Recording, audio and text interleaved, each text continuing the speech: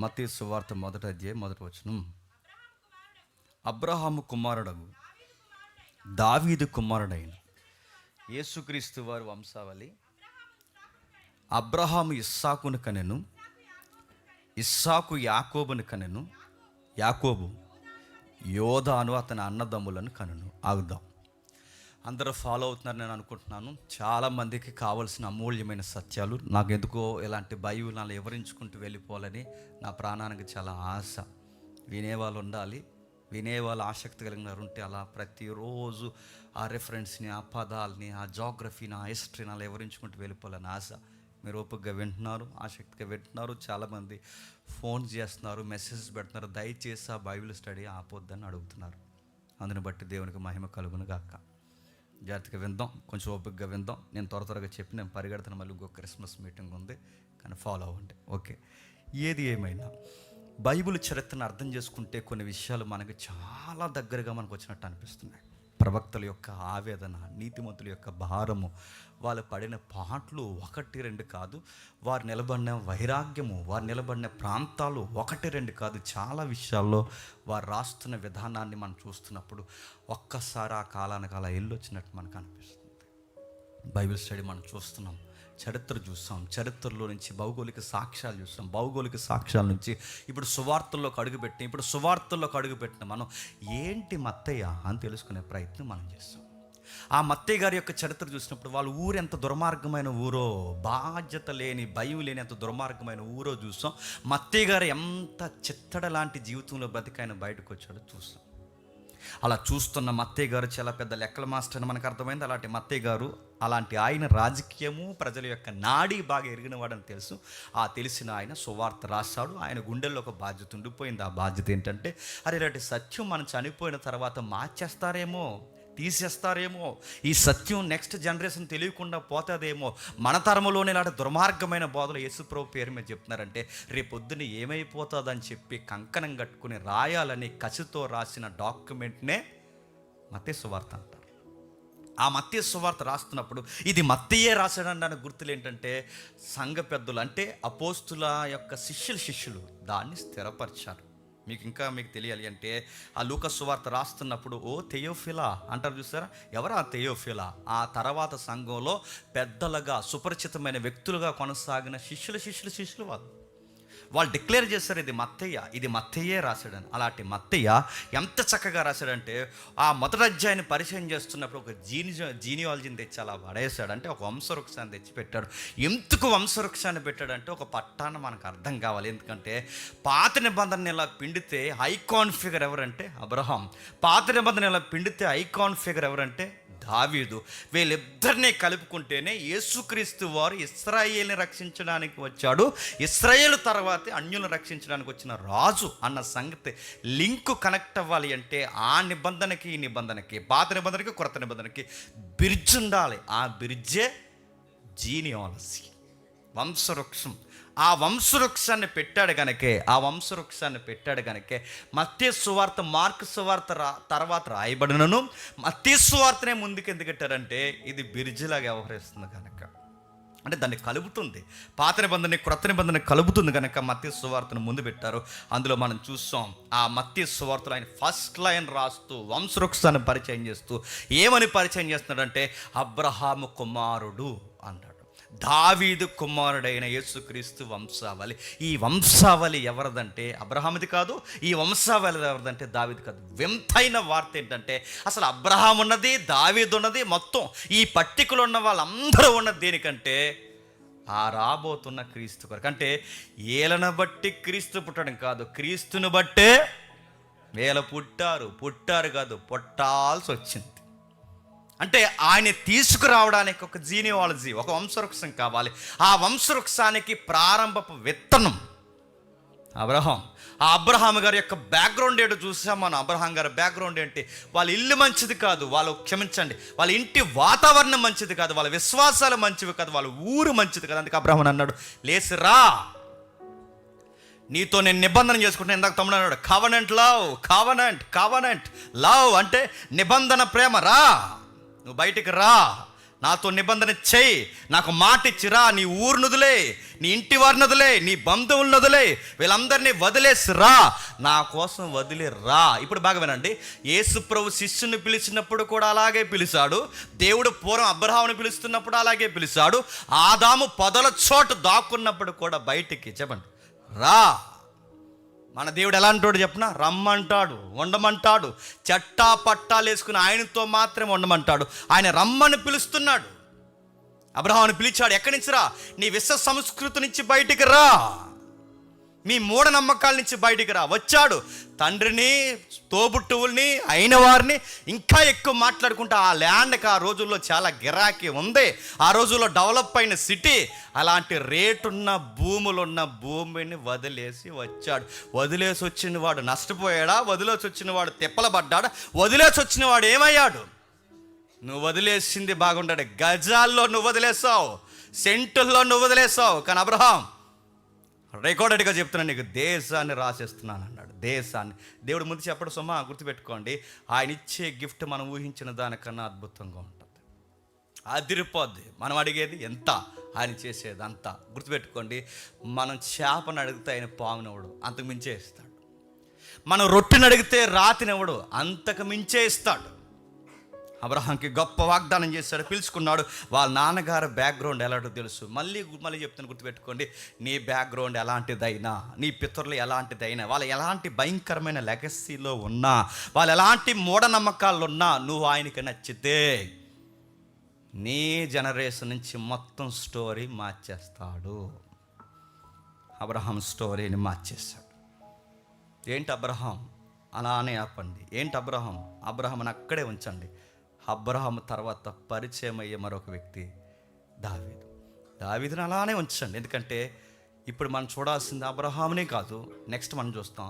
ఇప్పుడు మనం చూడాల్సింది దావీదుని కాదు, వీళ్ళ పితరుల యొక్క మూలాలు. ఇవన్నీ మాకెందుకండి అంటే, ఇవన్నీ మాకెందుకని అనకండి, ఇవి మనకే కావాలని మత్తయ్య ఆ బ్లడ్ రిలేషన్ తెచ్చిపెట్టాడు. అందుకు చదవాలి, తప్పదు, గుర్తుపెట్టు. లేదండి అధ్యాయం లాంగ్ జంప్ చేయండి అంటే మీరు చేయండి, నేను చేయను. సద్బోధకుడు అన్నవాడు ఎవడైనా సరే ఉన్న విషయాన్ని అర్థం చేసుకుని నెక్స్ట్ రెఫరెన్స్కి వెళ్ళాలి. ఇది మా కమిట్మెంట్, ఇది మా బోధన విధానం. కాబట్టి మీకు అర్థమయ్యేలా చెప్పే జ్ఞానం మాకు ఇచ్చాడు. మనకున్న దేవుడిచ్చిన గొప్ప వరం ఏంటంటే, గుర్తుపెట్టుకోండి, చదువు ఉన్నవాడికే కాదు, చెప్పండి, చదువు లేని వాడు కూడా అర్థమయ్యేలే చెప్పగలిగే వరాన్ని దేవుడు మనకి ఇచ్చాడు. కనుక నేను చెబుతాను, మీరు వినండి. అదే ఏముంది అక్కడ, అబ్రహాము కుమారుడైన దావీదు కుమారుడైన. ఇప్పుడు అడుగుతున్నాను, ఏంటి దావీద్ అంటే? జస్ట్ ఆయన టచ్ చేద్దాం. దావీద్ అనే పేరుకి అర్థం ఏంటి? దావీద్ అనే పేరుకి అర్థం ఏంటంటే, ఒక ఆయన సీరియస్గా అన్నాడు డేవిడ్ అన్నాడు. మా తెలదు మరి. దావీద్ అంటే డేవిడ్ అని, డేవిడ్ అంటే దావీద్ అని కాదు. దావీద్ అంటే ఏంటి తెలుసా?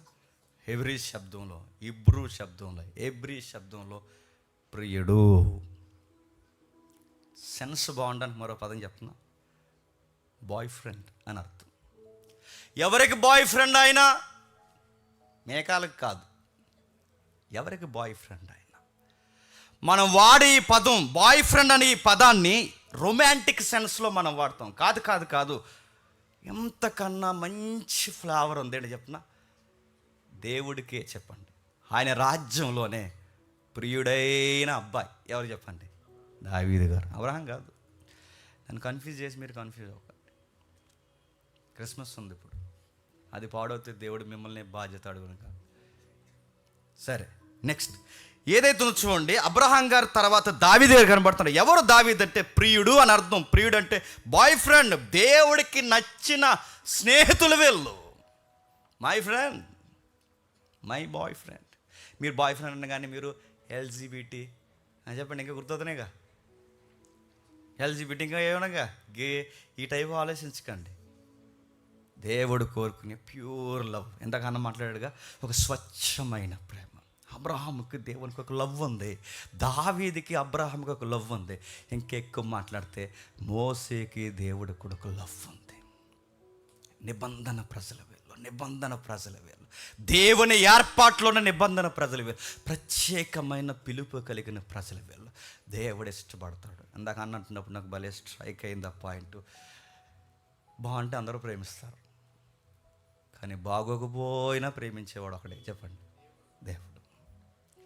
ఆడు బాగుంటాడు మావాడే, కానీ బాగోకపోతే అప్పుడులో ఏదో అదే ఏదో ఉంటుంది పేరు, అంత ఎక్స్ట్రాలు చేయగాడు, నీకు తెలుసు చెప్తున్నా, నీకు తెలుసాడు. ఆడితో టీ తాగు, టిఫిన్ తిన్నా, చెదారం అంతా తిరిగావు, ఇప్పుడు వల్లే ఆడేదో అయిందని ఇప్పుడు ఏదో అంటున్నా. దేవుడు అలాంటి కాదు. దావీదు ఎలా ఉన్నా, మోసే ఎలా ఉన్నా, వాళ్ళని పాడైపోతున్నా వాళ్ళని సరి చేసుకుని, చెప్పండి, వాళ్ళని ప్రేమించిన నిబంధన ప్రేమికుడు, బాయ్ ఫ్రెండ్ దావీదు గారికి ఓ ఫ్యామిలీ ఉంది. దావీదు గారి యొక్క ఆయన బ్యాక్గ్రౌండ్ మనం చూస్తున్నప్పుడు, ఆయన కుటుంబం చూస్తున్నప్పుడు, మసకబారిన పరిస్థితులు, డాగు లాంటి పరిస్థితులు, చెరగని అగాధాలు ఆ కుటుంబానికి ఉన్నాయి. ఎవరు? దావీదు గారి ఫాదర్ ఎవరు? ఎస్ఐ. ఎవరు ఎస్ఐ? ఒక గుర్తింపు లేని కుటుంబంలో, బాగా వినండి, ఆ కుటుంబంలో ఎంత పెద్ద వయసు వచ్చినా సొంత జాతి ప్రజల చేత గౌరవం పొందని వయసు అయిపోయిన వృద్ధుడు ఎస్ఐ. సుమారు 8 మంది కొడుకులను కన్నారు. రికార్డులో అటు ఇటుగా ఉంటుంది. ఒకలారు 8 మంది అన్నారు, ఒక దిక్కున 7 అన్నారు. ఏది ఏమైనా మరి 8, 7 ఏంటంటే, ఒకవేళ మీకు అర్థం కావడానికి బహుశా ఒకరు చచ్చిపోయారు అంటారు. ఎందుకంటే వృత్తాంతాల్లో ఒకలా ఉంటుంది, సమయంలో ఒకలా ఉంటుంది. సుమారు ఆయనకి 8 కొడుకులు. ఆ 8 కొడుకుల్లో కనిష్ఠుడు మన హీరో, మై బాయ్ ఫ్రెండ్, ఎవరు చెప్పండి, దావీదు గారు. చివరోడు అదిగో కనబడుతున్నాడు, ఆయనే ఎస్ఐ. ఆయనే ఆ లాంగ్ హెయిర్, గోల్డెన్ హెయిర్ కనబడుతున్నాడు. నూగు మీసాల కుర్రోడు కనబడుతున్నాడు. తంతి వాద్యం పట్టుకుని కూర్చున్నాడే ఆ అబ్బాయి బ్యాక్గ్రౌండే మాట్లాడుతున్నాం. వాళ్ళ జీనియాలజీ మాట్లాడుతున్నాం. ఏంటి ఆ ఫ్యామిలీ తెలుసుకుంటున్నాం. ఎందుకు మత్తయ్య గారు ఏళ్ళని తెచ్చి ఎక్కడ పెట్టాడు మా క్రిస్మస్ వర్తమానాలు అన్న దాన్ని తెలుసుకునే ప్రయత్నం మనం చేస్తున్నాం. వాళ్ళ ఫ్యామిలీ, ఆ పెద్ద ఆయన కూర్చే మాట్లాడుతున్నాం. ఎవరు ఎస్ఐ? ఎవరు తెలుసా? రూతమ్ముందే. రూతమ్మ మీరు వింటున్నారు లేదో, రూతమ్ముందగా, మోయాబీరాలైన రూతమ్ముందే. ఆ రూతమ్మకి బోయాజు పెళ్ళాడాడే. ఆ బోయాజు ఎంత పెళ్ళాడినా వాళ్ళ జాతిని ఇజ్రాయెల్ అప్పుడప్పుడు ఎత్తి చూపించిందే. ఆ ఎత్తి చూపించిన జాతి పేరు మోయాబీలే అన్నాడు చూసారా. ఆ మోయాబీలన్న మచ్చ దావీదు తండ్రి చాలా కాలం మోసాడంట. వయసు అవుతున్నా అంటే ఆయన్ని ప్రస్తావించిన ప్రతిసారి ఆ ఎస్సయా, ఆ మోయాబీల మూలాలు, ఆ బోయాజు, ఆ రూతు అన్నారంట. ఎవరిని? పెద్ద ఆయన్ని. చూద్దాం ఏంటి వీళ్ళ పరిచయాలు ఏంటి ఒకసారి చూద్దాం. మొదటి సమూయేలు గ్రంథం, త్వరగా రండి. మొదటి సమూయేలు గ్రంథం 16వ అధ్యాయం. జాగ్రత్తగా వినండి. మొదటి సమూయేలు గ్రంథం 16వ అధ్యాయం 10వ వచనం నుండి. మొదటి సమూయేలు గ్రంథం 16వ అధ్యాయం 10వ వచనం నుండి.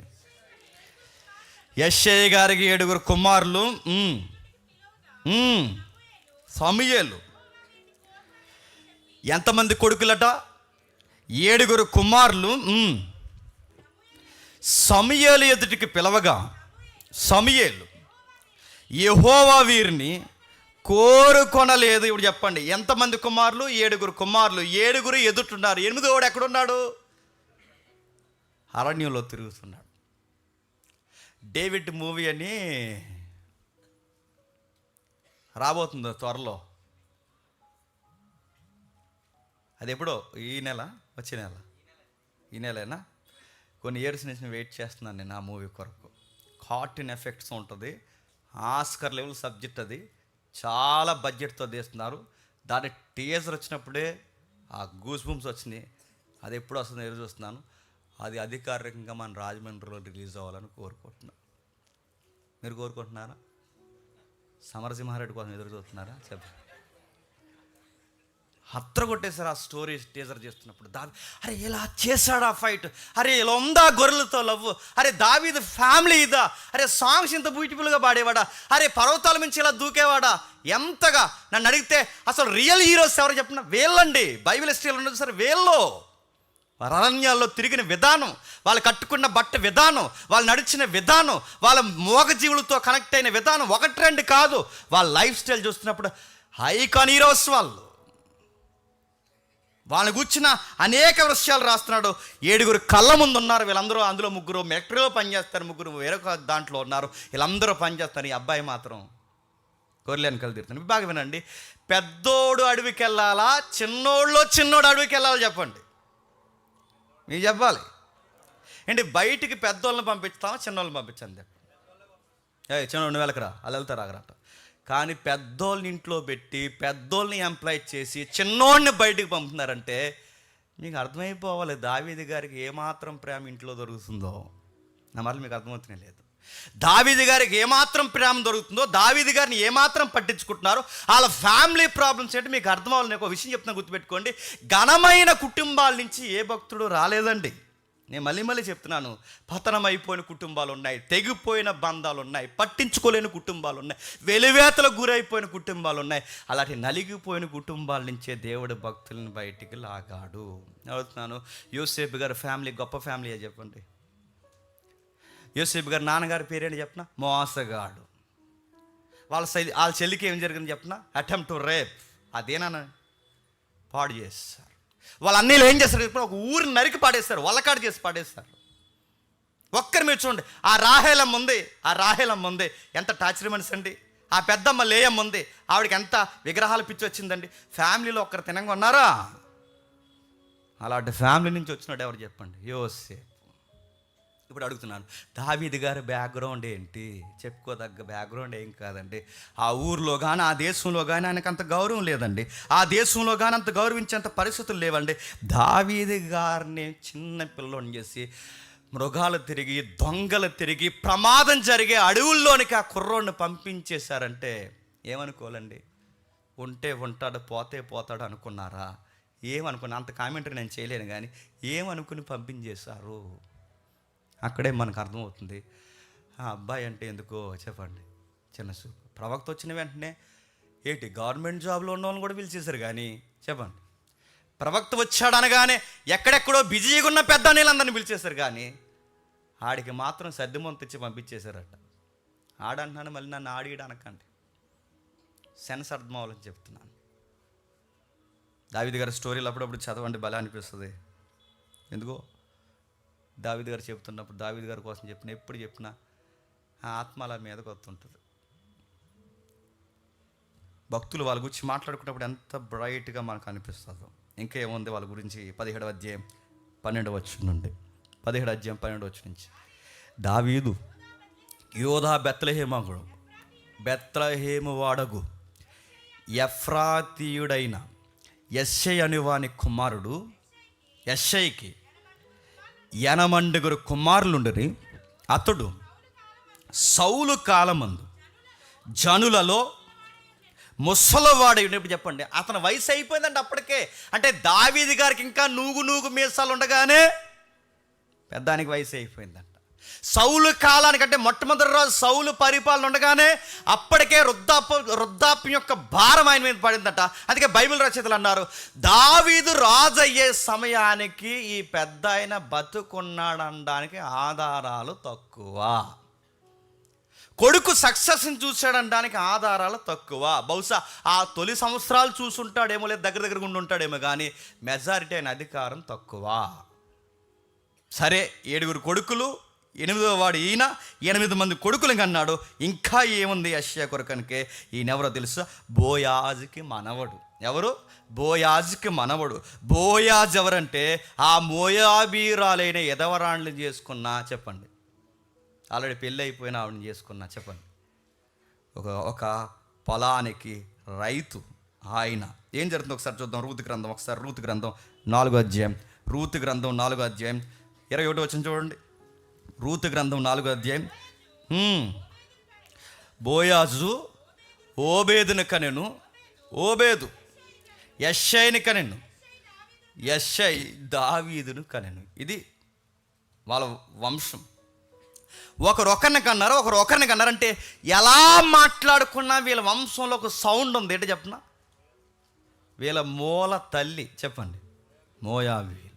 ఇంకా ఏముంది చూడండి, మొదటి దినవృత్తాంతాల గ్రంథం 2వ అధ్యాయం, మొదటి దినవృత్తాంతాల గ్రంథం 2వ అధ్యాయం 12వ వచనం నుండి, మొదటి దినవృత్తాంతాల గ్రంథం 12వ వచనం నుండి, క్షమించండి 2వ అధ్యాయం 12వ వచనం నుండి. బోయజు ఓబేదును కనెను, ఓబేదు యెషయిని కనెను, యెషై తన జ్యేష్ఠ కుమారుడైన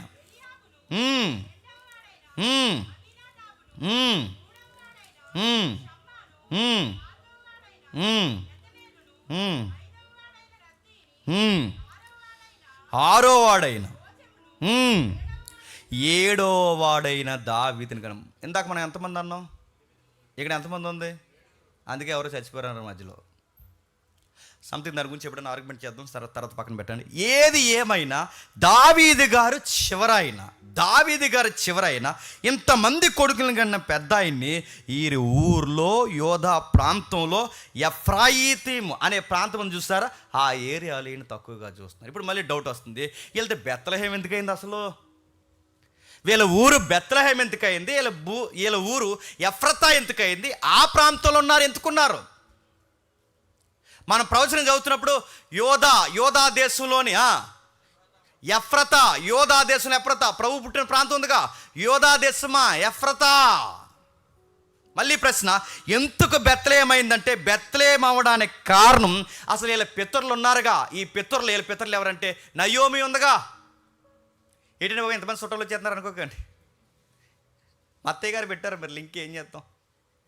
నయోమి ఉందిగా, నయోమి గారు వాళ్ళ ఆయనకి పుట్టిన కొడుకులు, వీళ్ళ కొడుకులందరూ కలిసిన ఊరు చెప్పండి బెత్లెహేం. ఇంకా మాకు అర్థం కావాలంటే యెహోషువ గారు ఉన్నారుగా, వీళ్ళ చుట్టాలు కాదులేండి, యెహోషువ గారు ఉన్నారుగా. ఆ యెహోషువ గారు 12 గోత్రాలు ఎడదీస్తాడుగా. ఆ 12 గోత్రాలు ఎడదీసినప్పుడు ఏ గోత్రం ఎక్కడ ఉండాలో చెప్పాడుగా. అన్ని గోత్రాలు ఎక్కడ ఉండాలో చెప్పి భవిష్యత్తు తిరిగిన దేవుడు యెహోషువ ద్వారా విడదీస్తే, ఇదిగో యోధా జాతి నుంచి వచ్చిన వాళ్ళు, అంటే యోధా గోత్రం నుంచి వచ్చిన వాళ్ళందరూ ఈ యోధా ఎఫ్రతా ప్రాంతంలో ఉండండి యెహోషువ ద్వారా భూభాగాలు విభాగింపబడ్డాయి కనుక, నా మాట మీకు అర్థమవుతుంది లేదో, యెహోషువ ద్వారా భూభాగాలు విభజించి మీరు ఈ ఏరియాలోనే ఉండాలని యూదులందరినీ బెత్లెహేములో పెట్టింది ఎవరంటే రికార్డెడ్గా చెప్పండి యెహోషువ. అందుకు ఆ ఊరైంది. ఏ ఊరు? బెత్లెహేం. అందుకు ఎఫ్రతా అయింది. అందుకు ఆ పరిసర ప్రాంతం అంటే ఆ మండలం, తాలూకా, గ్రామం ఏదైతే ఉందో ఆ రచ్చ, ఆ ఏరియా అంతా ఆ ఏరియాలో బతికారు. ఒక మాటలో చెప్పాలంటే అది ఊరు. ఒక మాటలో చెప్పాలంటే దావీదు వచ్చిన తర్వాత క్లాసిక్ సిటీ అయింది. అంతకుముందు అరకొరగా అంతంత మాత్రంగా ఉన్న ఊరది. ఆ ఏరియాలో నడుస్తున్నప్పుడు మీరు బాగా వినండి, అంతా బాగానే ఉంది, అంతా బాగా నడుస్తుంది. నయోమి గారి నుంచి వచ్చిన మూలాలు కనుక, నయోమి గారి యొక్క భర్త దగ్గర నుంచి అందరూ అక్కడ ఆ ఏరియాకి సంబంధించిన వారు కనుక, వీళ్ళు ఎంత తిప్పి కొట్టినా దావీదు పుట్టినా ఎక్కడ సంబంధించిన వాళ్ళు చెప్పండి, వీళ్ళందరూ బెత్లెహేంకి సంబంధించిన వారు, ఎఫ్రతాకు సంబంధించిన వారు, బెత్లెహేంకి సంబంధించినది. ఇప్పుడు చెప్పండి, అదే ఏరియాలో బ్రతుకుతున్నప్పుడు నయోమి గొడవలు ఏంటో వాళ్ళకి తెలుసా తెలీదా? ఆ ఏరియా ప్రజలకి తెలుసు. నయోమి భర్త గొడవలు ఏంటో వాళ్ళకి తెలుసా తెలీదా? తెలుసు. నయోమి కొడుకులు ఎలా చనిపోయారో వాళ్ళకి తెలుసు. నయోమి కోడళ్ళ గొడవలు వాళ్ళకి తెలుసా తెలీదా? తెలుసు. నయోమి కోడల్లో బాగా స్టోరీలో ఫేమస్ అయిపోయిన రూతమ్మ గొడవ వాళ్ళకి తెలుసా తెలీదా? తెలుసు. బోయాజు గొడవ తెలుసా తెలియదు? తెలుసు. బోయాజు కొడుకు గొడవ తెలుసు. బోయాజు మనవడు కూడా తెలుసు. బోయాజు మనవడకు పుట్టిన చెప్పండి దావీదు గొడవలు వీళ్ళకి తెలుసు. ఈ దావీదు గారిని కన్నా తండ్రి యొక్క వ్యవహారపు శైలి వీళ్ళకి తెలుసు. అందుకే ఆ మూలాలు అంటే ఈ ఛాయ, ఈ శాఖ అంటే ఈ అమ్మాయి బయట నుంచి వచ్చిన అమ్మాయి కలిసిన ఆ వ్యవహారం నుంచి ఈ అబ్బాయిలు పుట్టారు కనుక చాలామంది తృణీకరించి మాట్లాడేవారట. అలా తృణీకరించి పగరెక్కిపోయి మాట్లాడిన వారిలో సౌలు ఒకడట. ఎవరు? సౌలు ఏమంటున్నాడు చూడండి ఒకసారి. సౌలు గారు ఏమంటున్నాడు ఒకసారి మనం చూద్దాం. యెషయా గారిని ఎలా తృణీకరించి మాట్లాడుతున్నాడు చూద్దాం ఒకసారి. అంటే మీకు అలా కనబడదు కానీ ఆ సెన్స్లోకి వెళ్ళి చదివితే మీకు అర్థమవుతుంది. ఒక్కసారి మొదటి సమూయేలు గ్రంథం 20వ అధ్యాయం, మొదటి సమూయేలు గ్రంథం 20వ అధ్యాయం, మొదటి సమూయేలు గ్రంథం 20వ అధ్యాయం 27వ వచనం. మొదటి సమూయేలు గ్రంథం 20వ అధ్యాయం 27వ వచనం. అయితే అమావాస్య పోయిన మరనాడు అనగా 2వ దినమున ఎవరునూ లేకపోవట చూసి, మీకు సందర్భం తెలుసుగా, దావీదు గారికి ఒక అలవాటు ఉందట. దావీదు గారికి ఆ ఫైట్ సీన్ తర్వాత చాలా కమ్యూనికేషన్ పెరిగింది రాయల్ ఫ్యామిలీకి, వీళ్ళకి, ఎవరికి, దావీదు గారికి. ఈ పెరిగినప్పుడల్లా వెళుతూ పోతూ వస్తున్నాడు. అప్పటికి అలాగే ఇలా తిరుగుతున్నాడు ఆ అబ్బాయి. ఆ వెళుతూ పోతూ వస్తున్నప్పుడు దావీదు గారు ఆ ఫైట్ తర్వాత రాజుగారికి మరింత దగ్గర అయిపోయారు కనుక రాజుగారి దగ్గర దావీదు గారికి ఎంత ప్లేస్ దొరికిందంటే ఆయన లంచ్ టైంలో, డిన్నర్ టైంలో కూడా ఆయనకు కూడా ఒక సీట్ వేశారట. ఎవరికి? దావీదు గారికి. ఇక్కడేమో యోనాతాన్ కూర్చుంటాడట, ఆ పక్కనేమో యోనాతాన్ ఫ్రెండ్ ఎవరు? దావీదు గారు కూర్చుంటారట. ఈ మేకపోతే గాంభీర్యంతో ఈ పెద్ద మనిషి ఇలా కూర్చుంటాడు. ఎవరు? సౌలు గారు కూర్చో. వీళ్ళందరూ కొట్టించంటారా అంటాడు. ఆ తింటున్నాను నన్ను అడిగితే దావీదు గారు కూరేసుకున్నప్పుడల్లా చూసుంటాడండి ఈ మనిషి. ఎవరు? నా ఉప్పు తిని చెప్పండి, నా పప్పు తిని నాకన్నీ ఫేమ్ వచ్చేస్తుంది అనుకున్నాడు. అసూయపడు ఖచ్చితంగా అనుకుంటాడు. ఆ చూసినప్పుడల్లా చూసాడట. ఆ అబ్బాయి తింటున్నప్పుడు చూశాడు, ఆ అబ్బాయి నడుస్తున్నప్పుడు చూశాడు, ఆ అబ్బాయి మాట్లాడుతున్నప్పుడు చూశాడు. ఆ అబ్బాయి మీద ఎక్కడ లేని విసపు చూపు దావీదుని చాలా అబ్జర్వ్ చేస్తున్నాడు. దావీదు గారు ఎందుకో సెలవు పెట్టుకుని ఊరు వెళ్ళాడట. ఎందుకంటే ఈ మనిషికి అసూయ పెరిగిందనో మరి ఏటి విషయం తర్వాత మీరు ఇంటికి వెళ్తారు చదవండి. సెలవు పెట్టుకుని ఊరు వెళ్తే చూశాడు, నేను రాలేదు. చూశాడు, ఈరోజు రాలేదు. ఆగలేక అడిగేశాడు వాళ్ళ అబ్బాయిని, యోనాతాన్ని, రే దావీదేడ్రా అని అడిగాడట. డాడీ దావీదుకి నేను కొంచెం సెలవులు ఇచ్చాను, ఏదో వాళ్ళ ఇంటికి వెళ్ళి వస్తానంటే వెంటనే ఏమంటే చెప్పనా, నేను సెమినార్లో చెప్పాను, వెంటనే ఏమంటే చెప్పనా, దావీదుకు నువ్వు సెలవు ఇవ్వడం ఏంట్రా అంటే, నేను పెద్ద స్కెచ్లు వేసి కూర్చున్నాను, నువ్వు సెలవు ఇచ్చేవేట్రా అని. నువ్వు సెలవు ఇవ్వడం ఏంట్రా అని ఏమని తిట్టాడు తెలుసా? తర్వాత వచ్చిన మీరు చదవండి, మీరు సెలవు ఇవ్వడం ఏంట్రా అని చెట్టు ఏమంటున్నాడంటే 30 వచ్చిన, సౌలు యోనాతాను మీద బహుగా కోప్పడి ఆగడగొట్టెదాన కొడక. తెలుగులో చెప్పమంటారా? చెప్పను, చచ్చిపోతారు చెప్పాడంటే. ఏమంటే చెప్పనా, ఎల్ కొడక అన్నాడు. ఏంటని అడగండి, ఎల్ అంటే ఏంటండి? నీ అమ్మ తేడారా, నువ్వు తేడారా, నిన్నెవడమ్మాడు ఆల్డ్రేస్, వాడికి నువ్వు సెలవు ఇవ్వడు, చంపి పడేస్తానేమనుకుంటున్నావని కొడుకు మీదకి ఏమి విసిరేసాడట, ఇసిరి పడేసాడట. ఆ సెన్స్లో, ఆ టెంపర్లో దావీదు గారి యొక్క నాన్నగారిని ఎంత సింగులర్గా పలుకుతున్నాడు చూడండి. అయితే అమావాస్య అయిపోయిన తర్వాత 27 వచనంలో, అనగా 2వ దినమున దావీదు స్థలమందు దావీదు లేకపోవడం చూసి సౌలు నిన్నయు నేడుయు యెష్షయి కుమారుడు. అప్పటికి వయసు ఎంత అండి పెద్ద ఆయనకి? వీడికన్నా పెద్దోడే కాదా, క్షమించండి, సౌలు గారి కన్నా పెద్దోడే కాదా? ఆ పెద్ద ఆయన ఏమంటే చెప్పి సింగిల్ నేమ్లో పిలుస్తున్నాడు. వ్యాఖ్యానకర్తలు ఇదే రాశారు, ఎస్ఐ. ఆ ఎస్ఐ గారు కొడుకేడి. ఎన్నిసార్లు అంటే ఎస్ఐ కొడుకేడి, ఏడి. 30 వచనంలో ఏమంటున్నాడు చూడండి.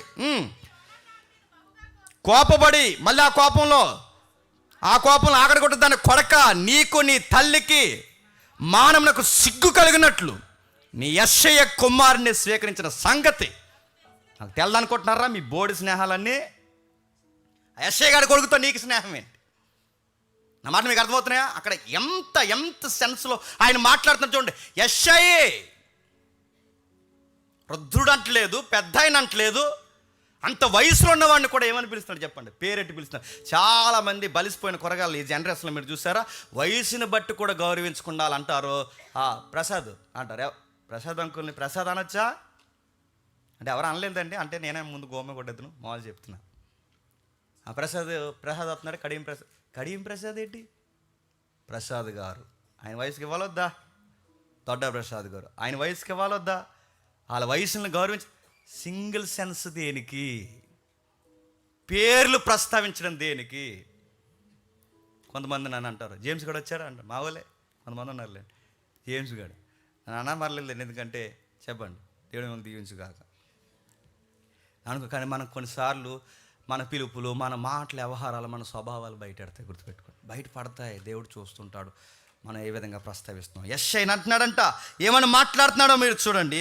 తప్పుడుగా మళ్ళీ ఇంకేమంటున్నాడు 37 వచనంలో, యెష్షయి కుమారుని భూమి మీద బ్రతకనాయి. మాట్లాడితే దావీదు అనొచ్చు కదండి. ఆ మాట మీకు అర్థం. దావీదుకు నువ్వు సెలవు ఇవ్వడం ఏంట్రా? దావీదు ఏమైపోయాడు అనొచ్చుగా. దావీదుని ఎత్తుతున్నప్పుడు అల్లా ఎవరి పేరు ఎత్తుతున్నాడు చెప్పండి? లోకువా? యెష్షయి అనే కొడుకు అంటే ఇతను దావీదు అంటే మళ్ళీ ఫిగర్ వేరే కనబడతాడండి. ఆ యెష్షయి కొడుకు. ఇది ఎలా ఉందో చెప్పనా? యేసు ప్రభు పేరు ఎత్తినప్పుడు అల్లా క్రొత్త నిబంధనలు ఎవరి పేరు ఎత్తారు చెప్పనా? ఆ వడ్లవాని కుమారుడు యోసేపు. ఆ యోసేపు అయిన వడ్ల అంటే దాని అర్థం ఏంటి? మీరు అంత ఎక్కువ చూడకండ్రా, అలా చెక్కల పనులు చేసుకునే వాళ్ళు, ఆ చెక్కల పని చేసుకునే కొడుకు ఎవరు? నీకు అర్థమవుతుందా సెన్స్? వాళ్ళు ఏ విధంగా ప్రస్తావిస్తున్నారు మీకు అర్థమవుతుందో? అదిగో చూడండి, దావీదు పేరెత్తినప్పుడల్లా తండ్రి పేరు ఎందుకు ఎత్తుతున్నాడు? అంత ఇంపార్టెంట్ ఎవకరా అని, అంత ఇంపార్టెంట్ ఎవకరా. ఇంకా రాస్తున్నారు చూడండి, మొదటి రాజుల గ్రంథం 12వ అధ్యాయం, మొదటి రాజుల గ్రంథం 12వ అధ్యాయం 16వ వచనం. మొదటి రాజుల గ్రంథం 12వ అధ్యాయం 16వ వచనం.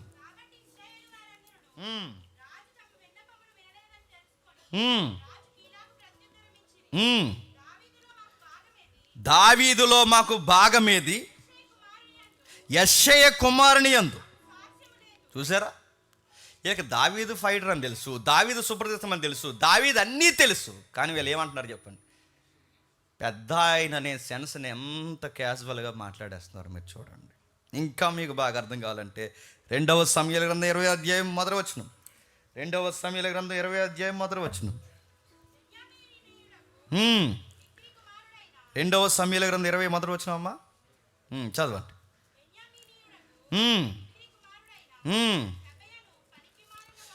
ఓ పనికి మాలినోడు ఒకడు నిలబడి, ఆ పనికి మాలినోడు అక్కడ ఉన్నాడు, వాడు దావీదునందు మాకు భాగం లేదు, యెష్షయి కుమారుని యందు మాకు స్వాస్యము ఎంత మాత్రం. దావీదుని ఎత్తుకున్నప్పుడల్లా వీళ్ళ నాన్న పేరు ఎందుకు ఎత్తుతున్నారండి? వీళ్ళకి మోయాబీ నుంచి వచ్చాడని. ఇంకా మాటలు చెప్పాలంటే మోయాబీల రూతు ఆ శాఖ, ఆ బేజాలు ఉన్నాయనంట. మెజారిటీ వ్యాఖ్యానకర్తలు అదే సెలవిస్తున్నారంటే, ఈయన ఎందుకు తక్కువ చేస్తున్నారంటే, యెష్షయి కొడుకులతో మాకు భాగాలేంటి, యెష్షయి కుమారులతో మాకు సంబంధాలు ఏంటి, ఆ యెష్షయితో మాకు వాళ్ళతో బాగాలేదు, ఎందుకంటే వాళ్ళ వేరే బ్రీడ్, అది అంతా మాకు సంబంధం లేదు. అరువు తమను బోయాజ్ చేసుకుని, ఆ బోయాజ్కి ఈయన పుట్టాడు, ఆ మనవడు పుట్టా, మనది ఏల పుట్టాడు, ఈ దావీదుకి ఆ యెష్షయికి దావీదు పుట్టాడు, వీళ్ళతో మాకేంటి?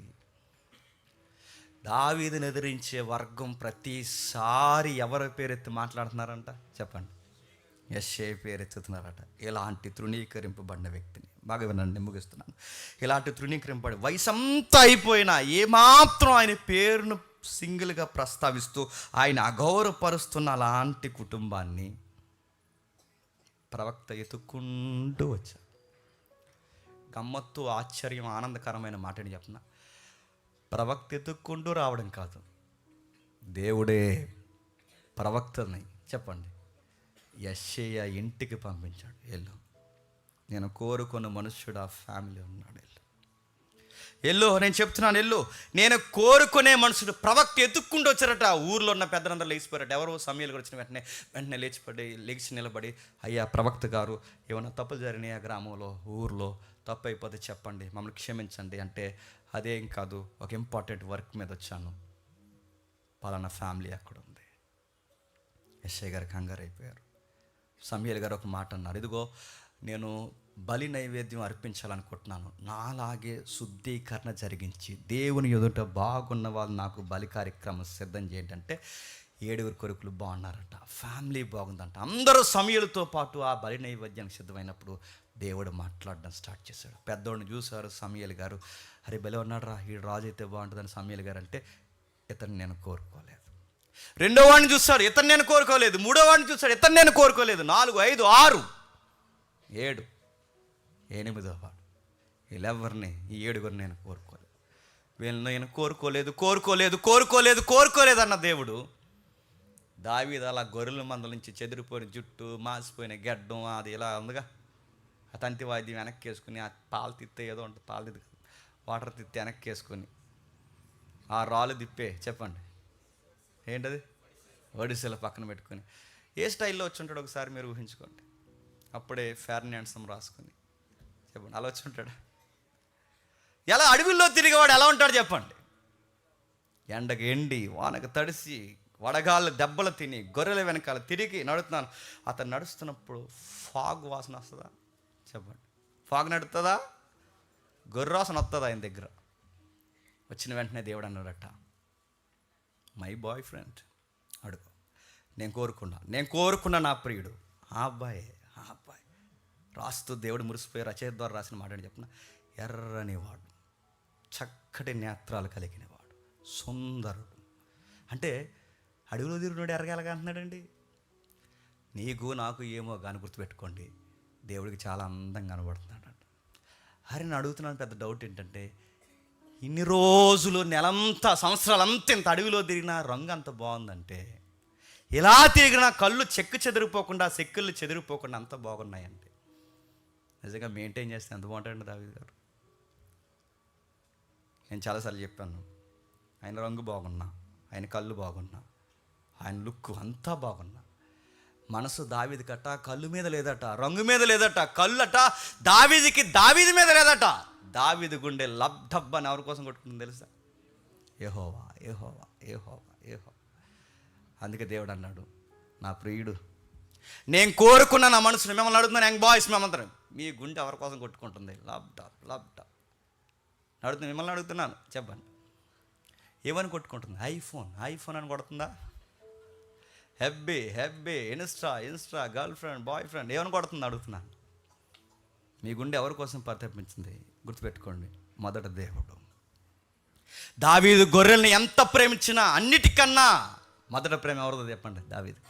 దేవుడు కోరుకున్నాడు, పిలుచుకున్నాడు, దావీదుని ముందుకు పిలుచుకున్నాడు, దావీదుని నిలబెట్టుకున్నాడు.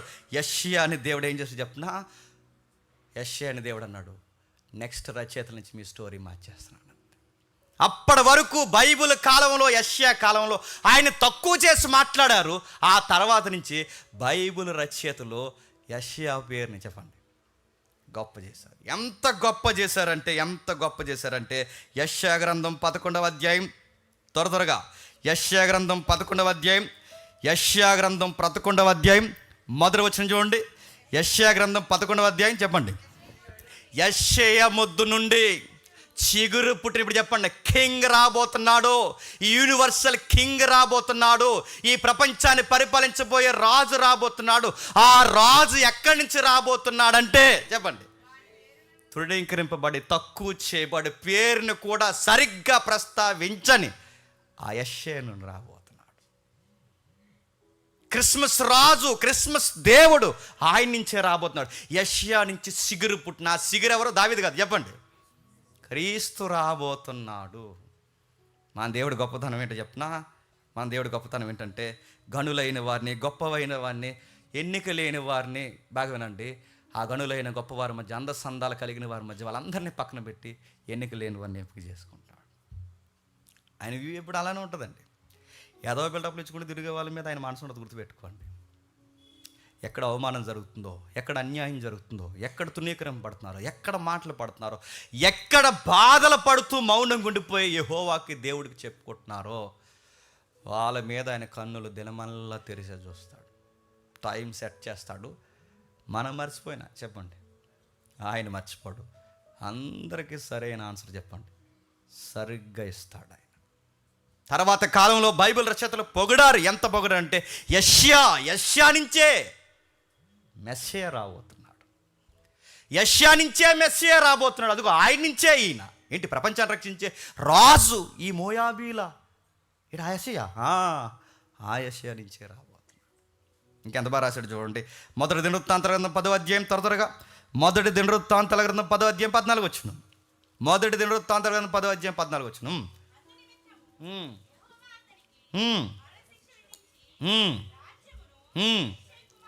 రాజ్యమును యెషయా కుమారుడైన దావీదుకు అనుగ్రహించును. ఇప్పుడు చెప్పండి, ఎప్పటి వరకు గొర్రెలు మేపుకునే కుటుంబం, ఎప్పటి వరకు తృణీకరింపబడిన కుటుంబం, ఎప్పటి వరకు మోయాబీ శాఖలో ఉన్న కుటుంబం, ఇప్పుడు దావీదు వచ్చిన దగ్గర నుంచి రాజ్యానికి వారసులు ఈ రోజు నుంచి ఆ ఫ్యామిలీ, రాయల్ ఫ్యామిలీ. అది మార్చేశాడు అతనితో.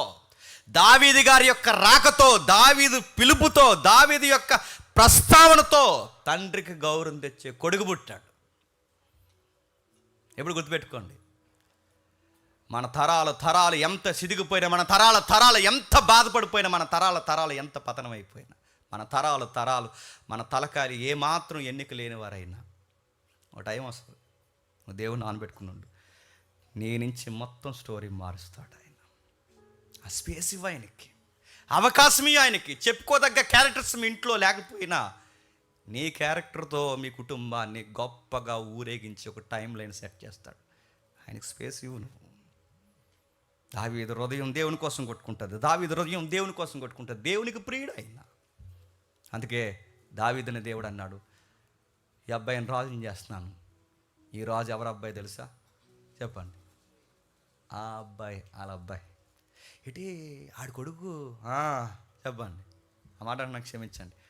ఆడి కొడుకే మీ అందరికీ కింగ్ అయ్యాడు. ఇప్పుడు అతని కొడుకే ఇప్పుడు మీ అందరికీ రాజు అయ్యాడు. అతని కొడుకే, ఆయన కొడుకే, ఆయన కొడుకే, ఆయన కొడుకే ఇప్పుడు మీ అందరికీ రాజు అయిపోయాడు.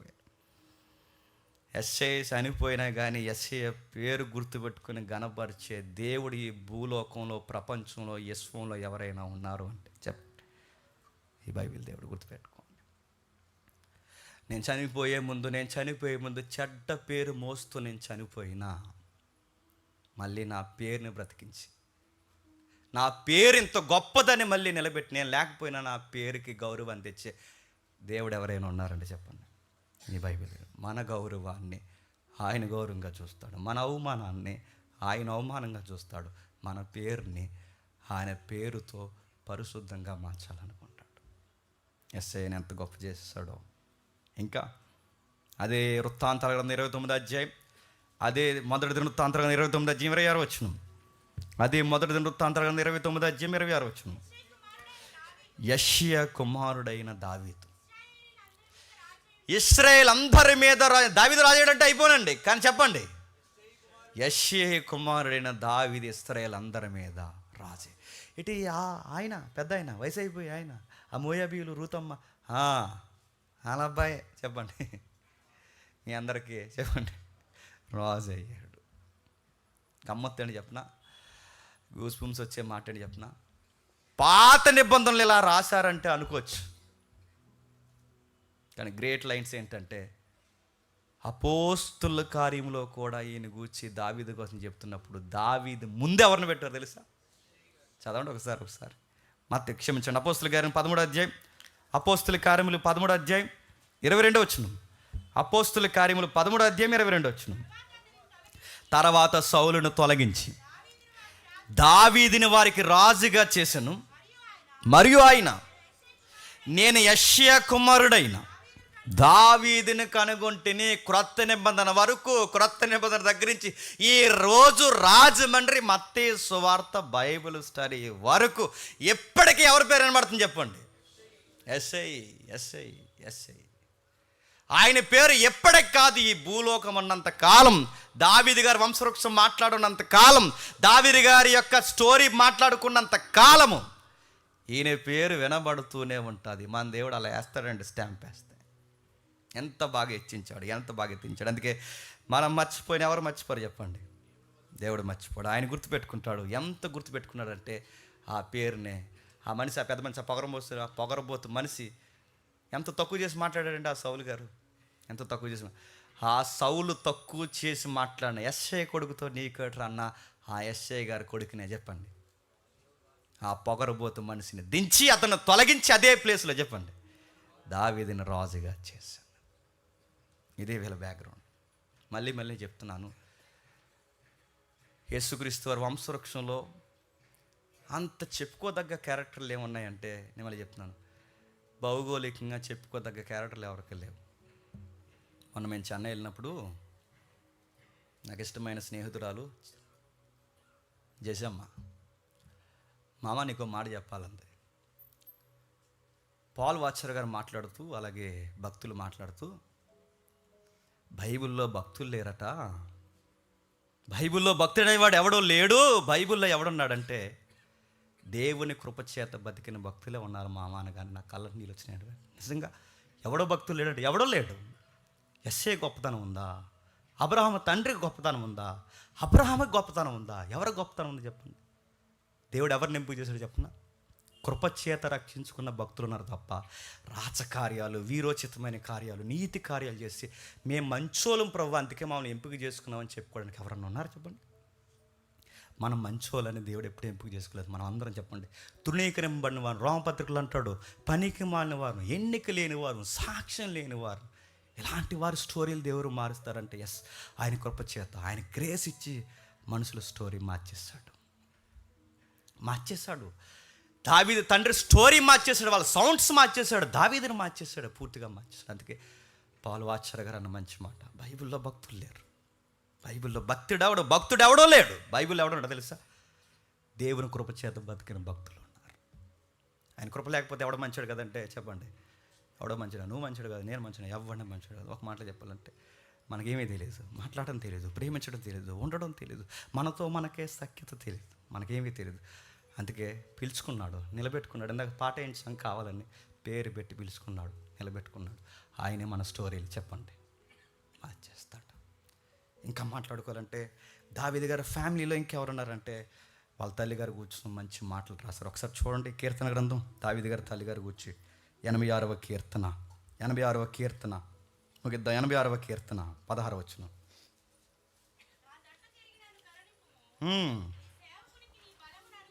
నీ సేవకునికి బలమును అనుగ్రహింపుము.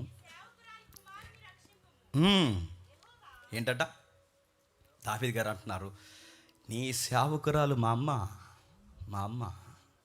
మా నాన్న నిలబెట్టింది నీవే, మా అమ్మని సేవకురాలుగా మార్చింది నీవే. మా అమ్మ ఒకసారి ఆవిడ ఫోటో అవుతాం. మా అమ్మ సేవకురాలు. దావీదు గారి అమ్మగారు దేవుని సేవలో బాగా నిమగ్నమైన తల్లి అంటే ఆమె బాగా నిమగ్నమైన తల్లే. అందుకే ఆయన పాటల్లో రాసుకున్నాడు, నీ సేవకురాలైన కొడుకుని. పోనీ నన్ను జ్ఞాపకం చేసుకోకపోయినా చెప్పండి, మా అమ్మనైనా జ్ఞాపకం చేసుకుని నా ప్రార్థనకి జవాబు ఇవ్వుతాండ్రని వాళ్ళ అమ్మగారి పేరు ముందెట్టాడట. దావీదు గారి అమ్మగారు గుర్తుపెట్టుకోండి, దేవుడి చేత ఎంపిక చేయబడి ఇష్టపడిన వనిత అంటే దేవుని చేత ఎంపిక చేయబడిన గొప్ప ఇల్లాలు చెప్పండి దావీదు గారి తల్లి. కొంతమంది సహోదరులు వదరబోతులు, భయం లేనివారు, వాక్యాన్ని ఎలా పడితే అలా తిప్పేసే కొంతమంది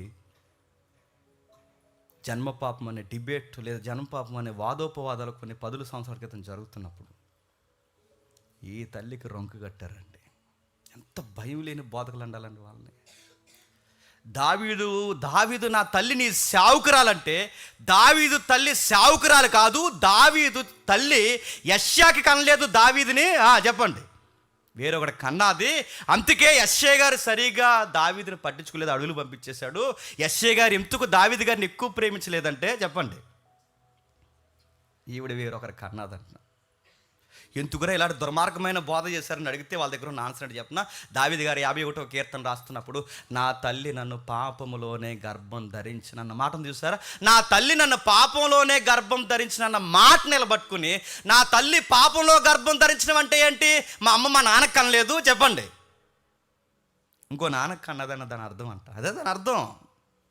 మీ యదవ సిద్ధాంతాలు స్థిరపరచుకోవడానికి, మీ మాటలు రైట్ చేసుకోవడానికి, మీ మాటలు హైప్ తెచ్చుకోవడానికి, మీరు రైట్ అని చెప్పుకోవడానికి దావీదు తల్లి సేవకురాల్ని రొంకు కట్టారండి ఈ తరం బోధకులు. నేను ఏమనాలండి? ఏమంటాను చెప్పండి. నేను దేవుడు వాళ్ళని క్షమించాలని మనస్ఫూర్తిగా కోరుకుంటున్నాను. భయంకరమైన మాటలు అవి, వాళ్ళ క్యారెక్టర్ల మీద నిందలేసే మాటలు అవి. మిమ్మల్ని మీ పిల్లల్ని దేవుడు క్షమించును గాక. ఎందుకంటే చచ్చిపోయినోడి పేరుకే కలంకం ఉంటే ఆ పేరును గొప్ప చేసే దేవుడు ఆయన. అలాంటి దానికి ఇష్టమైన భక్తుల మీద మీరు మచ్చలు పెడితే నడుస్తున్నాను, మీ బతుకులను చూస్తూ ఊరుకుంటాడు చెప్పండి. ఆయన ఖాళీ చేసి పడేస్తాడు ఏమనుకుంటున్నాడు. ఇంకేమైనా రాశాడు ఆవిడ గురించి? 116వ కీర్తన 116వ కీర్తన 116వ కీర్తన 16వ వచనం చూడండి. 116వ కీర్తన 16వ వచనం. యెహోవా, నేను నిజముగా నీ సేవకుడిని, నీ సేవకుడను, నీ సేవకురాలు కుమారుడినై ఉన్నాను. అడ్రస్ ఏం చెప్పుకుంటున్నాడండి? నీ సేవకురాలు కొడుకుని. మా అమ్మగారు నీకు తెలుసు ప్రభువా, మా అమ్మగారు నువ్వు వాడుకున్నావు ప్రభువా, మా అమ్మని నీ పరిచర్లో బలపరచా ప్రభువా. పోనీ నా లైఫ్ నీ ఎదుట సరిగ్గా లేకపోయినా మా అమ్మనైనా జ్ఞాపకం చేసుకుని, ఆవిడ ప్రార్థన జ్ఞాపకం చేసుకుని, నా బాధల్లో నాకు సమాధానం ఇవ్వు ప్రభు అని ఎవరు రికమెండేషన్ ముందెట్టుకుంటున్నాడండి? వాళ్ళ అమ్మగారిది. ఇప్పుడు చెప్పండి, వాళ్ళ అమ్మగారు ఎంత బ్రైట్ స్టోరీ ఉంది. దావీదు గారు వాళ్ళ అమ్మగారు, వాళ్ళ నాన్నగారిని దేవుడు ఎంతగా ఆశీర్వాదకరంగా తన పేరు చనిపోయి హెచ్చించాడు. దావీదుని అలాంటి ఫ్యామిలీ నుంచి పిలుచుకున్నాడు. ఇంకా మాట్లాడితే దావీదు గారికి ఇంకా 4 ఫాదర్స్ ఎవరైనా ఉంటే అందులో మనకు రావాల్సిన వ్యక్తి దావీదు గారి గోత్రం చెప్పండి, యోధా. నేను మళ్ళీ చెప్తున్నాను, యోధ మంచోడు చెప్పండి. యోధ ఎలాంటి చెప్తున్నా, మంచి కుమారుడైన యోసేపుని అమ్మేద్దామని దొంగ సలహా ఇచ్చినోడు ఎవడో చెప్పండి. ఎవరు? యోసేపుని ఇస్మాయేల్కి అమ్మేద్దామని సలహా ఇచ్చింది ఎవడు? యోధా కదా? యోసేపుని అన్యాయంగా అమ్మేసరే అమ్మేద్దాంరా తప్పని చెప్పడానికి బదులు అమ్మేద్దామని సలహా ఇచ్చింది ఎవరు? సంపొద్దని ఆపాడులే, కానీ అమ్మేద్దామని సలహా ఇచ్చింది ఎవరు? దావీదు గారు ఫోర్ ఫాదర్స్ ఏం చెప్పుకోదగ్గ క్యారెక్టర్లు ఏం కాదండి. అందుకే నేను అంటున్నాను, బైబిల్లో భక్తులు లేరు చెప్పండి, దేవుని కృప చేత పిలువబడిన భక్తులు ఉన్నారు. ఇంకా ఏం చేశాడు ఆ యోధ, పెద్ద మనిషి? తెల్లారితే యేసుల దగ్గరికి పోతాడు, వేష దగ్గరికి పోతాడు. ఆ వేష అనుకుని సొంత కోడలతో పోయాడు లేదా? కోడలతో పోయాడు, సహోదరుని నమ్మేశాడు, వేసుల దగ్గరికి పోతాడు. వృద్ధాప్యంలో ఉన్న యాకోబు గారిని లేనిపోని విషయాల్లో యాకోబుని బాధ పెట్టాడు లేదా? చచ్చిపోయే రోజు కూడా. ఏం గొప్పతనం ఉంది చెప్పండి వీళ్ళ ఫ్యామిలీకి చెప్పుకోవడానికి? ఇంకా ఎవరున్నారంటే తామారు, దావీదు గారి వృక్షమే. ఏం మంచిది చెప్పండి? రాహాబు ఏం గొప్పది చెప్పండి? ఆమె ఏం వర్క్ చేసేది చెప్పండి? ప్రాస్టిట్యూషన్ చేస్తుంది ఆమె, వ్యభిచారం చేస్తుంది ఆమె. అలాంటి వ్యాపారాలు ఉంది. వాళ్ళు ఎవరి తాలికి రావడు? ఎవరి తాలికి అంటే దావీదు గారి తాలికే. వీళ్ళ ఫోర్ ఫాదర్స్ ఎవరైతున్నారో, వీళ్ళ మదర్స్ ఎవరైతున్నారో, వీళ్ళ పితరులు ఎవరైతున్నారో, వీళ్ళందరూ ఏంటంటే వీళ్ళ స్టోరీలు అంత మంచిగా లేవండి. గమ్మత్తుడు చెప్పిన పరిశుద్ధుడైన దేవుడు, ఉన్నతమైన దేవుడు ఎవరిని ఎంపిక చేసుకుంటున్నాడు చెప్పిన? కలంకమైన మనుషుల్ని ఎంపిక చేసుకుని వారిని పరిశుద్ధంగా మారుస్తున్నాడు. ఆ పిలుపుని కాపాడుకోండి, ఆ పిలుపుని నిలబెట్టుకోండి, ఆ పిలుపుని స్థిరపరచుకోండి. నా పరిశుద్ధతను మీకు అనుగ్రహిస్తాను కనుక పరిశుద్ధంగానే చెప్పండి జీవించండి, మీ స్టోరీలు మార్చేస్తా అన్నాడు. ఇంకేం చెప్పాడు చెప్పండి? కలుషితమైన కుటుంబం నుంచి పుట్టుకొచ్చిన, కలుషితమైన కుటుంబాల నుంచి పుట్టుకొచ్చిన అటు అబ్రహాముని కానీ, కలుషితమైన కుటుంబం నుంచి వచ్చిన ఇటు దావీదుని కానీ, ఈ రెండు వృక్షాన్ని నిలబెట్టి దేవుడు ఏం చేశాడు చెప్పండి? బాగా వినాలి, ఈ యూనివర్స్లో ఉన్న ఎంటైర్ ఫ్యామిలీస్ అన్నిటినీ, నా మాట మీకు అర్థమవుతుంది లేదో, ఈ భూమి మీద ఉన్న ప్రతి వంశాన్ని బ్లెస్ చేయడానికి చెప్పండి, కలుషితమైపోయిన రెండు కుటుంబాల నుంచి చెప్పండి 2 కుర్రోల్ని దేవుడు పిలుచుకున్నాడట. ఇన్ని వంశాలను దీవించడానికి, నీ కుటుంబాన్ని, నా కుటుంబాన్ని, ఆ కుటుంబాన్ని, ఆ కుటుంబాన్ని, ఈ కుటుంబాన్ని, తృణీకరింపబడిన ప్రతి నీచమైన కుటుంబాన్ని, ప్రతి వంశాన్ని దేవుడు దీవించడానికి ఎలాంటి కుటుంబాల నుంచి దేవుడు పిలుచుకున్నాడంటే, రాజుల కుటుంబం నుంచి పిల్లలేదు, గొప్పవారి కుటుంబం నుంచి పిల్లలేదు, అందగాళ్ళ కుటుంబం నుంచి పిల్లలేదు. దేవుడు ఎలాంటి కుటుంబాన్ని చెప్పిన, ఓ కుటుంబం ఏమో మూఢనమ్మకాల చేతబడిని నమ్మే కుటుంబం, ఓ కుటుంబం ఏమో పేరెనికి లేని కుటుంబం, ఓ కుటుంబం ఏమో పితరులు పూర్తిగా వావి వరసలు లేని కుటుంబం. అలాంటి కుటుంబం నుంచి ఇద్దరిని పిలిచాడు. అందులో ఒక ఆయన పేరు అబ్రహాం, మరొక ఆయన పేరు చెప్పండి దావీదు. ఇలాంటి వారిని పిలిచి వాళ్ళ బ్యాక్గ్రౌండ్ని పూర్తిగా మార్చేసి వాళ్ళ స్టోరీని చాలా బ్రైట్గా మార్చి ఆ వంశవృక్షాన్ని అలా తెచ్చి ప్రభు అయిన యేసుక్రీస్తు వారి వంశవృక్షంలో పెట్టి, ఎలాంటి ఎన్నిక లేని వారి దగ్గర నుంచి ఈ తామారు, రాహాబు ఎవరైతే ఉన్నారో, బెత్షెబా, ఇంకా ఇలాంటి తృణీకరింపబడిన క్యారెక్టర్లు ఎవరైతే ఉన్నారో, యోధా, ఆ రూతమ్మ ఎవరైతే ఉన్నారో, ఈ స్టోరీలన్నీ పెట్టి ఆ వంశంలో పెట్టి, ఇదిగో పెద్ద గొప్ప చెప్పుకుంటున్నారుగా. మాట్లాడితే తెల్లారితే మేము అబ్రహాం పిల్లలు అని చెప్తారుగా. మీరు తెల్లారితే మేము యోధా ప్రజలు చెప్తారుగా. మీ అందరికి అర్థం కావాల్సింది, దేవుడు ఇలాంటి వారిని అక్కడి నుంచి మార్చుకుంటూ యెషయా గర్భం నుంచి మెస్సీయని దేవుడు తీసుకువచ్చాడు. ఇప్పుడు చెప్పండి, నజరేతులో పుట్టిందని మరియమ్మను తక్కువ చూస్తున్నారు. మరియమ్మని యెషయా ఏదో వడ్రంగ పని చేస్తున్నారని తక్కువ చూస్తున్నారా మీరు? ఎక్కడ కలుపుతున్నారు లింక్ మీకు అర్థమవుతుందా? ఆ తరాలు అలా కూర్చుకుంటూ వస్తూ మరియమ్మని మీరు ఆ నజరేతు గ్రామంలో వచ్చిన ఆడపిల్ల, ఆ పల్లెటూరు పిల్లని మీరు తక్కువ చూస్తున్నారా? ఆ యోసేపుని మీరు తక్కువ చూస్తున్నారా? వడ్లవాడ అంటున్నారా? మీకు లింక్ తెలియట్లేదా? దేవుడు యోధా దగ్గర నుంచి లింక్ పెట్టుకుంటూ వచ్చాడన్న సంగతి మీకు తెలుసా? తక్కువ చేయకండి. ఆ తక్కువ చేయబడిన వారి నుంచే దేవుడు ఎంపిక చేసిన ప్రజాన్ని నిలబెట్టాడు. ఈ స్టేట్మెంట్తో చెప్పండి మత్తయి సువార్త ప్రారంభించాడు. ముగిస్తున్నాను. దావీదుకి క్షమించండి, అబ్రహాముకి దావీదు ఎట్లా కొడుకు అవుతాడు, దావీదుకి క్రీస్తు ఎట్లా కొడుకు అవుతాడంటే యూదుల భాష తెలియాలి. అందుకే మనం హిస్టరీ పునాదులు వేసుకుంటూ వచ్చాం. వాళ్ళ కొడుకును కూడా కొడుకే అంటారు. తన తర్వాత పుట్టిన తమ్ముడిని కూడా కొడుకే అంటారు. మనకిలాగా మామీలు చెప్పండి, మన వరుసలు ఉంటాయి కదా కొన్ని, చెప్పండి మామీలు అత్తమ్మలు ఇవి ఉండవు వాళ్ళకి. అందుకే అబ్రహాము గారికి లోతు గారు ఏమవుతారండి, రూల్గా మాట్లాడుకుంటే తమ్ముడు అవుతాడు. కానీ అబ్రహాం గారు లోతుని ఏమంటాడు చెప్పిన, నా కొడుకు అంటాడంటే తమ్ముడు బాగా వినండి, తమ్ముళ్ళను కూడా ఏమని పిలుచుకుంటారు చెప్పిన, కొడుకులను పిలుచుకుంటారు. అందుకే వంశవృక్షంలో ఎవరొచ్చినా మనవళ్ళను కూడా ఏమంటారు చెప్పిన, మనవడు అనరు, కొడుకుల సెన్స్తోనే ఎక్కువ పిలుస్తారు. దావీదుకి అబ్రహాముకి దావీదు కొడుకు ఎట్లా అయ్యాడంటే వాళ్ళ వరుస అలానే ఉంటుంది.